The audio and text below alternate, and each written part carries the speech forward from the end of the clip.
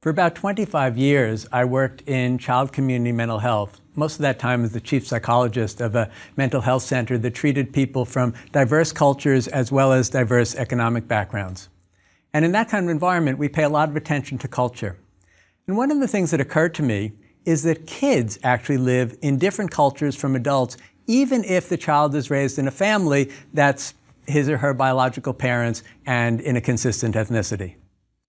Kids, for example, live in a culture with a different sense of time. And the younger the child, the more they tend to live in the present. I remember when my own twin daughters were around age 2, and we're starting to get into that phase that's often affectionately called the terrible twos, I asked a friend of mine that I was teaching a course with, who was a developmental psychologist, what's up with this? What's going on? And she said, the way I understand it is it's simply cognitive maturation that results in the terrible twos. I said, how's that work? And this is what she explained. If I have a child who's about 1 year of age, and the child is beginning to be upset or cranky or crying or difficult, we might say, oh, look at Teddy. And the child turns his or her attention to Teddy. Teddy's dancing. And after a few moments, the problem's solved. But once a child reaches the level of cognitive development that you get around age 2, and the child starts to fuss, and they may have language by now, and they start to complain, and you say, hey, look at Teddy, Teddy's dancing. And the child looks at Teddy, and they say, now give it to me. What happens is kids are able to remember the past in a way that they can't when they're younger.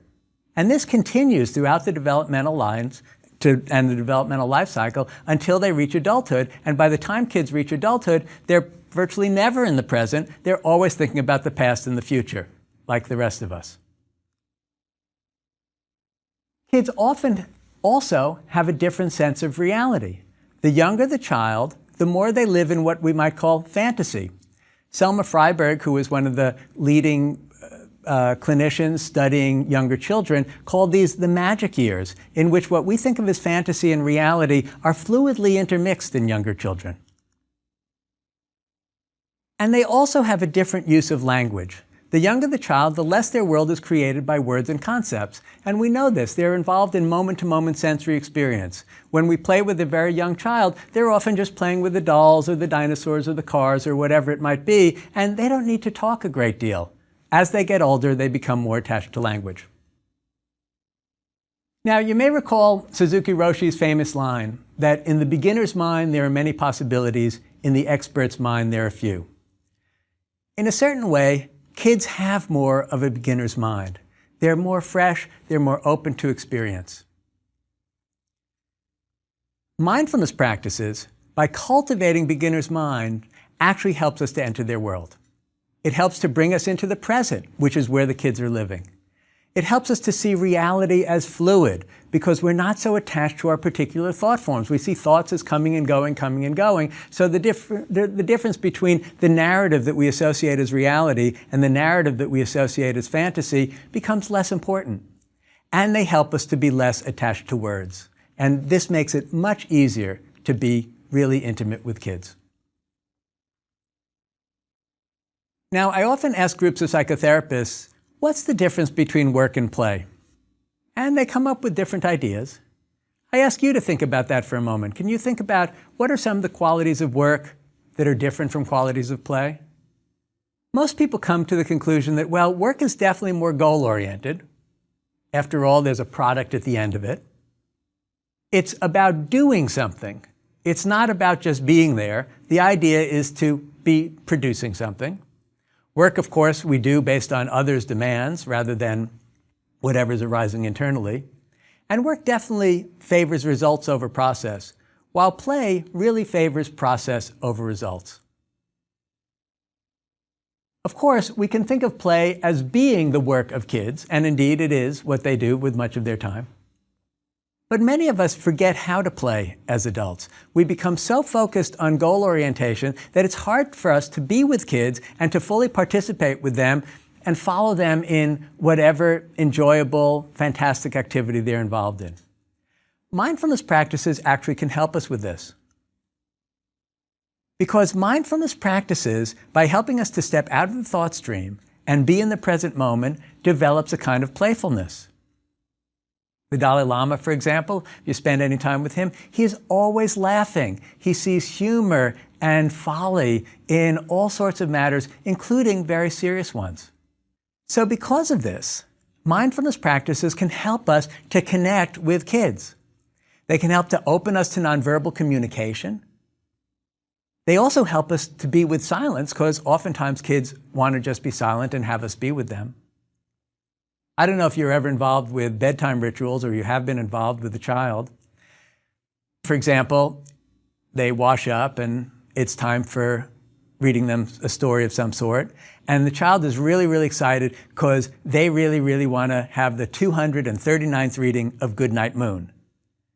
And as an adult, we may be thinking, well, sweetheart, I kind of know how that one turns out. How about this book you haven't heard? And they say, no, no, no, I really want Goodnight Moon. Because for them, it's fresh each time. They're able to approach it with beginner's mind, even though cognitively they know how the story turns out. If, in the course of our meditation practice, we can develop interest and curiosity in the 1000th breath that's arising in the body during this course of meditation, then we can certainly get interested in the 239th reading of Goodnight Moon. It helps us to be present. And we know this intuitively. People who are really good with kids are able to be with kids in these ways. Now, I learned something else in my years in community mental health working with kids. It seemed to me that if I were an excellent therapist and was having a really good day, and I could resolve, let's call it 1 unit of distress or past trauma in a 50-minute session with a child that I had a great working relationship with, but that child went home and accumulates, let's call it 1.5 units of distress in between sessions, what's the trajectory going to look like over time? Not so good. The alternative is to, in essence for children, supply sufficient light, sufficient water, fertilizer, don't pluck them up by the roots, and most kids will thrive. Now, of course, there were children, and we ran across these, who had had traumatic experiences or periods of deprivation that were so serious that even putting them in a nurturing and enriching environment, they needed other kinds of work to help to process what had happened in the past. But an awful lot of kids, if we simply construct a salutary environment around them, they start to do quite well. So one of the things that we started doing in child community mental health was to shift from thinking that what we're trying to do is treat children to trying to provide environments around children that were going to foster their well-being. And the idea was to basically help parents and teachers and other caregivers to be present for kids in a way that was going to be helpful for them.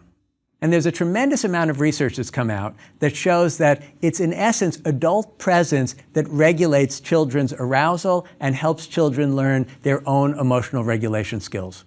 Let me give you an example from a very different arena of how this works. Thich Nhat Hanh tells a story about people fleeing Vietnam at the end of the Vietnamese War. And it was a terrible scene. They were being hurried onto these refugee boats. Often they had no idea where their family or friends were. Very often they had experienced some kind of horrible, horrible trauma, seen terrible things in combat, seen people do abusive things to one another. They really didn't know much about their destiny. They had heard rumors that the boats were often subject to pirates, and they were headed off to uncertain shores. There weren't even clear agreements about which countries were going to let them in. This was a very rough circumstance, and these boats were overcrowded to boot. Now, what Thich Nhat Hanh reported, and he heard this from refugees who had had this experience, was that people's sense of well-being was determined in large part by who they were near on the boat. Let's say there was a person on one of these refugee boats who had a sense of center to them. Perhaps they were a monk or a nun who had done a great deal of mindfulness practice. Perhaps they were simply somebody who had come across and developed a sense of equanimity from other pathways. And what you could see is on the boats, if there was somebody who had this kind of equanimity, there would be kind of concentric circles of other people around this person who were more or less centered, who were more or less feeling a sense of being okay. Conversely, if there was somebody who was flailing about in anxiety or anger or some other form of distress, you could see concentric circles around that person of people looking more distressed. Now, in the same way that it functioned on the refugee boats, adults provide this kind of emotional regulation for kids. We know this. If we're with an upset child and we get upset about their being upset, it tends to go poorly. If we're with an upset child and we're able to contain and hold the sense of feeling our emotional reaction to them and being present to them, the child almost always settles down. If we can accept distress, the children we're with can accept distress. So this inner stability is particularly essential when words aren't available to us. There's a psychologist, a researcher named Ed Tronick in the Boston area, and he's devised a technique which is really quite fascinating for studying how parents affect children and how children affect parents. And what they'll do is they'll take two video cameras, and one of them they'll train on a parent, often the mother, and the other one they'll train on the child, usually a young child around 1 year of age or so. And then they notice what happens between the two of them. They run the tapes, they record what happens, and then they slow it down so that they can see what they call microcommunications.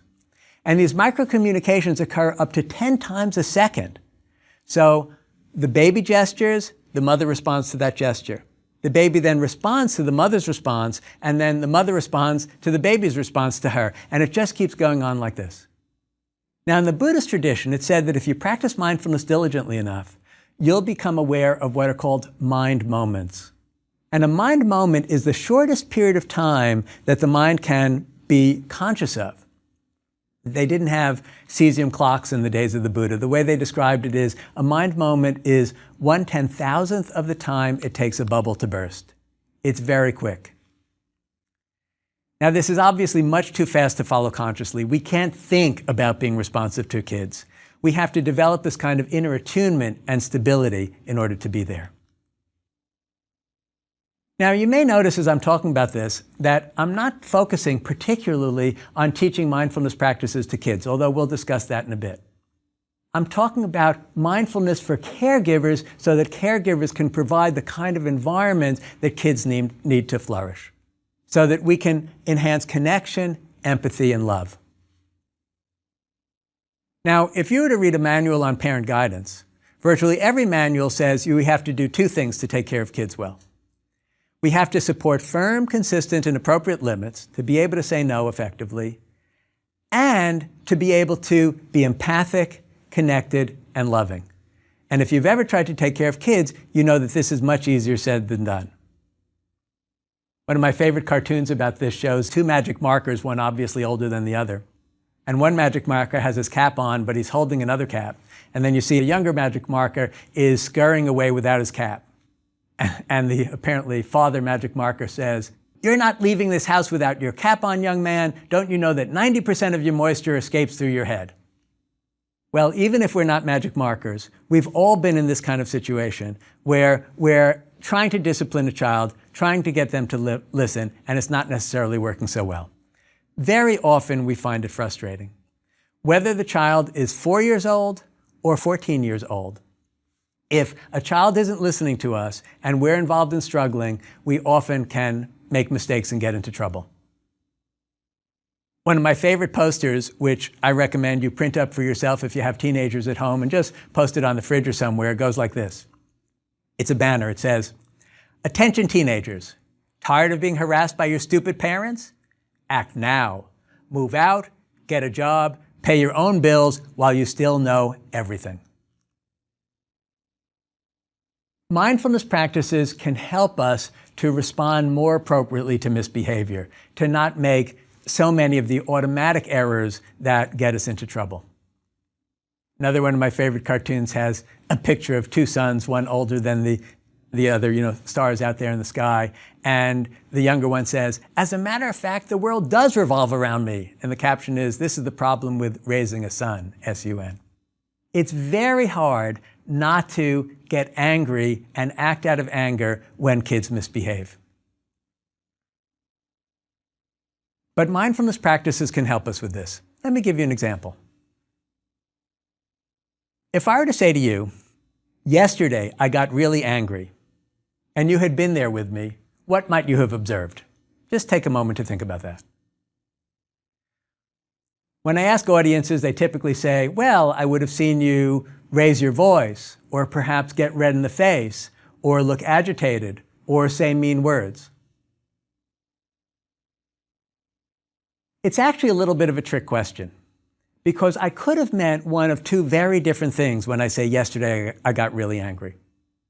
I could have meant, and we don't even have good language in English to describe this because we don't think this way. I could have meant, yesterday I experienced anger arising in the mind and body. Or I could have meant, yesterday I acted very angrily. We're so accustomed to the emotion bringing us to action, which follows the emotion immediately, that we don't even have vocabulary for the difference between feeling anger and enacting anger. Mindfulness practices allow us a moment to take a breath. And this taking a breath can be essential for responding effectively to kids.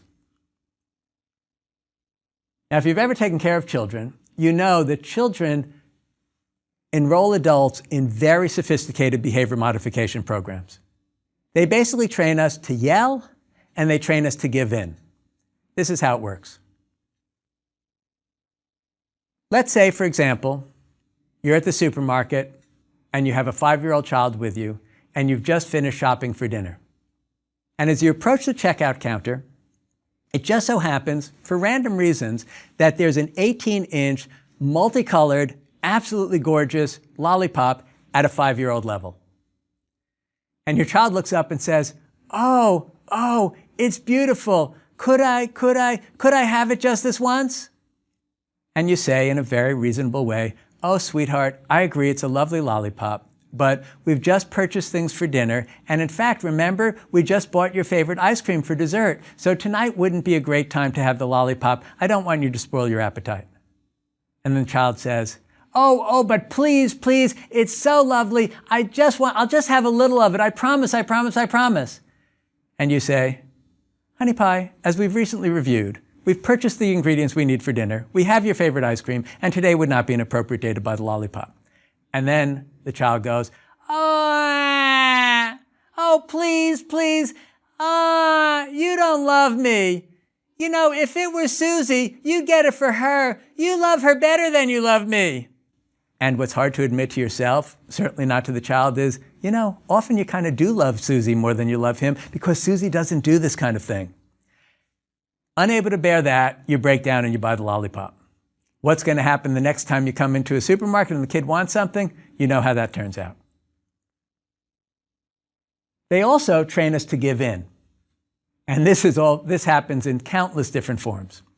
Let's say it's the evening and you're going to go to your mother's house with your child. And you come in about 15 minutes prior to leaving and say, oh, sweetie, please start picking up your toys and wash up and go to the bathroom because we're going to leave to Grandma's house in 15 minutes and we don't want to be late because she's just cooked us a lovely dinner. So you walk out of the room and you go tend to some things you need to do to get ready, and you come back after 5 minutes and nothing's happened. You say, well, honey, please, now's the time to start getting ready. You've got to put things away and wash up because we really don't want to be late. You walk out of the room again. You come back in, 5 minutes to go, and you've had it. The kid's done nothing, and you start screaming, darn, I told you to do this. You always do this to me. You get me agitated. Now we're going to be late, and I'm upset on top of it. And at that point, the child picks up and starts putting away the toys and getting ready. So what happens is we get positively reinforced every time that we give in. By buying the lollipop, the child calmed down right away and things were fine. Going to Grandma's house, we get positively reinforced for yelling because then the kid starts picking up the toys. Now, kids enroll us in these projects quite regularly, and they have pretty big brains. They can devote about 100% of their resources toward training their parents. We're busy having to make dinner, having to earn a living, do these kinds of things. So that's why their behavior modification programs typically work out so much better than ours do. Now, the other thing that happens time and again is taking things personally. Most of our parenting mistakes occur when we take our kids' behavior personally. And they lead us into what my colleague and friend Trudy Goodman calls parenting crimes. Now, parenting crimes are all of the things that we do in raising children that we absolutely can't believe that we did. I'll tell you, if you happen to be a clinical psychologist or a clinical psychologist who has done child work, committing these parenting crimes is even more difficult to bear. Because we develop self-hatred thinking, I can't believe that I did such a thing. And then we react out of that self-hatred with even more bad behavior, basically. In my years of working with with families that had abuse within them, particularly the ones with physical abuse, almost all of the times when parents were physically abusive to their kids, it's because they felt humiliated. They couldn't bear the thought that their kid wasn't listening to them and what that meant about the parent and the parent's competence and the parent's own self-esteem. And it was out of that feeling of humiliation that then they lashed out and did something really problematic. So mindfulness practice can help us here. Mindfulness practice can help us to begin to let go of these judgments, to just notice the feelings arising, notice the thoughts arising, and in fact, they can help us to relate to our child as we might relate to another person's child, where we weren't taking it so personally. Let me give you an example. I moved to a town when my kids were entering the first grade. And the town is kind of nice. It has a lot of conservation land, so it attracts people who really enjoy the outdoors. And I discovered that the town has community hikes, and my wife and I thought, that's wonderful, we'll go with our family on one of these community hikes. And we were involved in the hike, and we were going up the mountain, and my kids seemed to be doing pretty well at the beginning. But as time went on, it got kind of buggy, it kind of got hot and humid, and they started having more and more difficulty. In fact, they were clearly having more difficulty than the other children on the hike of their same age. So my wife and I were somewhat disturbed about this, and we started to become less than optimally skillful in handling our kids. At which point, Katie said, you know, it's very sweet that she's a member of the community who'd been there longer than us. She said, it's very sweet that you've been hiking with your kids, but if you want, it's also fine. You could hike with other groups. We kind of mix it up and take care of each other's kids. And my wife and I realized that might not be the worst idea on this occasion. So we separated. And we continued the hike, and maybe 40 minutes or 45 minutes later, we get to the top. And there are my kids laughing and playing and doing great. None of the meltdown problems that they were having when they were with my wife and I. And I asked myself what had happened. Now, of course, Katie wasn't so familiar to them, so they were probably more on their good behavior, but they were really feeling fine as well. And I think one of the things that happened was that Katie wasn't going to take my kids' behavior personally. She knew they were the children of psychologists. She expected them to be maladjusted. She was just going to rise to the occasion and do whatever she needed to support the kids so they could make it up the mountain. And indeed, they made it up the mountain quite well with her tutelage. Now, so far, I've been talking about mindfulness practices for parents and other caregivers and how they can help us to take care of kids. There are also practices that we can actually teach to children directly. And there's a wealth of these that have been developed, but you can actually invent your own. The basic principle is to think, how are kids different from adults, and how do I have to adjust the practices to meet their needs? Well, one way the kids are different is they tend to have a shorter attention span. So in general, the mindfulness practices we're going to design for kids are going to be shorter than the ones we would do for adults. Another way that they're different is they tend to like more vivid stimuli. Remember we talked about either core stimuli like the sensations of walking meditation or eating meditation, or more subtle ones like the sensations of the breath in the body or at the tip of the nose. Well, the kids are going to go better for are going to gravitate more readily to coarse ones. And this makes perfect sense. We know that when we design environments for young kids, they often have bright primary colors and very clear shapes because kids can resonate better to those than the subtle pastels and the more subtle shapes that attract adults. So let me give you an example of some different exercises we can do. One of them is called the 3 breaths. And this is analogous to something called the 3-minute breathing space that we'll talk about that's part of a system called mindfulness-based cognitive therapy, which we'll discuss later in the course. And all you do is this. We're with a child and you say, stop whatever you're doing just for a moment and take 3 breaths. You can do this right now as you're listening. Just 3 breaths. 1, 2, 3. And then you simply ask the child, what did you notice happening in your mind and body at that time?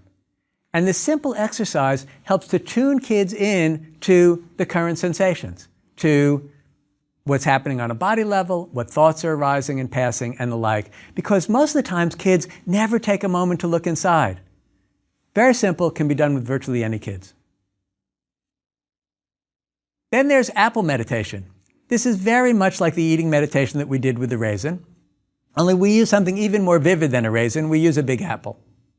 And you can also make this as an opportunity for inquiry into interbeing, and ask the child, where did the apple come from? How did it get to the store? Where did the tree come from, assuming they know it comes from a tree? What nourished the tree? And how many people helped the apple to arrive in your hand? And following that inquiry, you simply eat the apple as an eating meditation, paying attention to each bite and the sensations. We can modify loving kindness practice to work with kids. Instead of doing, may I be safe, may I be healthy, may I live with ease, or saying, may I be happy, may I be peaceful, may I be free from suffering, you ask the child, remember something you did that makes you feel glad inside. And then send the smile into your whole body. And let the feeling of happiness, peace, kindness, and love spread from your heart through your whole body.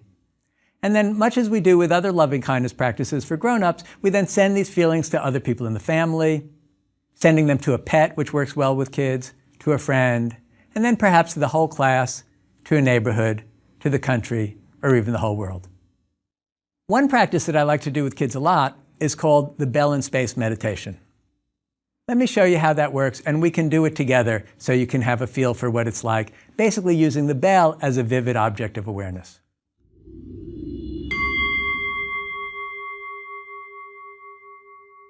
There are a couple of different ways that we can do the bell and space meditation, and I'll try both of them and see in your own experience how they each affect you. In the first one, I'm going to ring the bell, and I invite you simply to listen to the sound of the bell and let it be the object of your awareness.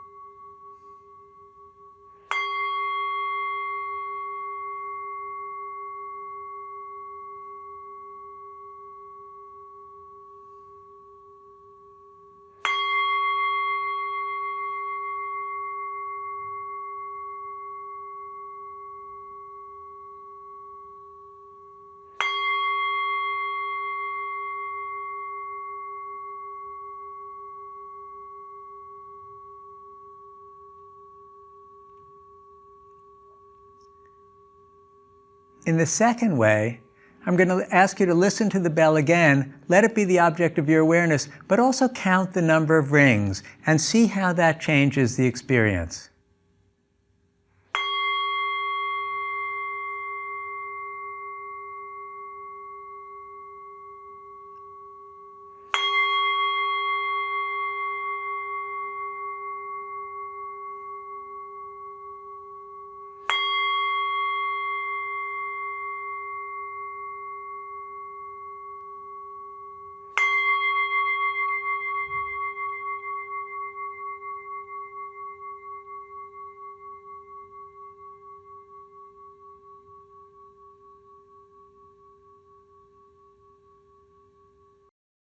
So as I mentioned, you can invent your own practices, and the younger the child, the shorter the time and the more intense the stimulation, and the older the child, the more you can use practices that are like those we use for adults.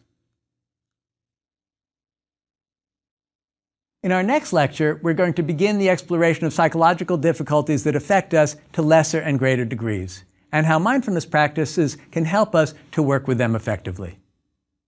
We're going to start with depression. Thanks for listening.